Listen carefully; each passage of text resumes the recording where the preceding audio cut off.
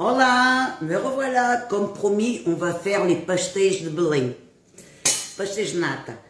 J'ai déjà commencé, hein. J'ai mis 100 ml d'eau, 225 g de sucre, une bonne peau de citron et 2 bâtonnets de cannelle. On laisse bouillir. Quand ça commence à bouillir, on laisse 2 minutes et on réserve. Voilà, le préparé d'eau, il est prêt. La cannelle et le citron, on réserve. Et on commence par faire le lait. Alors, le lait avec la farine. On met la farine, 37 g de farine. Je ne vais pas en faire beaucoup, hein. Et on met un peu d'eau. Mais c'est important que je mets un peu de lait. Mais on met peu à peu, hein. Bien mélanger tout doucement pour pas qu'il fasse des grumeaux. Je reviens, hein. On mélange bien avec le fouet, vous voyez. Et maintenant, je mets le reste du lait.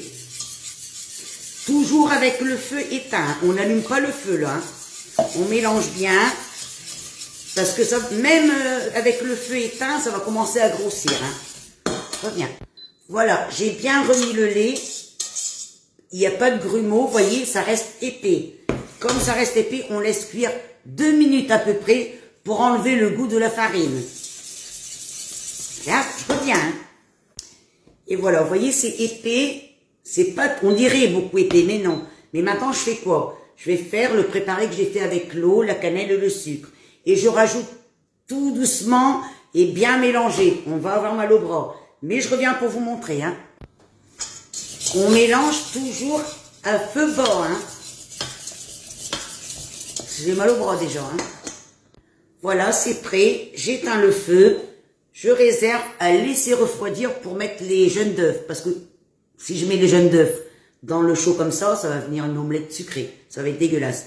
Si j'ai pas le temps de montrer tout dans la première vidéo, je fais dans la deuxième, hein. Je reviens.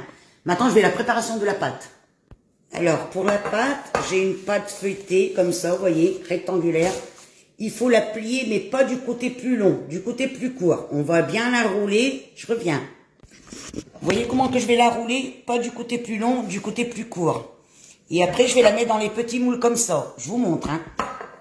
Voilà, la pâte est bien roulée et je vais découper en 12 petits morceaux. Voilà, j'ai mis dans le moule. Maintenant, l'importance de la pâte feuilletée. On la met comme ça et on écrase avec les doigts du milieu à l'extérieur. On n'appuie pas beaucoup sur l'extérieur parce que la pâte, après, elle doit être gonflée. Je vous montre le résultat peut-être dans une prochaine vidéo, hein. Allez, avec les doigts, vous voyez, on fait comme ça, du milieu sur les côtés.